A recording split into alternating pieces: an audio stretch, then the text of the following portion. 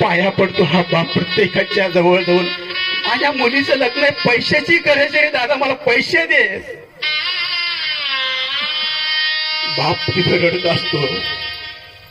लग्नाचा प्रसंग येतो, मुलीचं चांगल्या प्रकारचं मोठ्या प्रसंगामध्ये लग्न समारंभ होतो.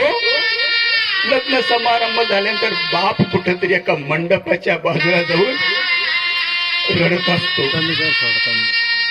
दुःख करतो तो. माझी मुलगी आता माझ्यापासून दूर गेले. रडतोय.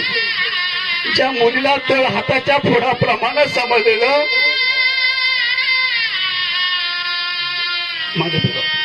ज्या मुलीला तळ हाताच्या प्रमाणात समजलं ती मुलगी आपल्यातून निघून जाते रे.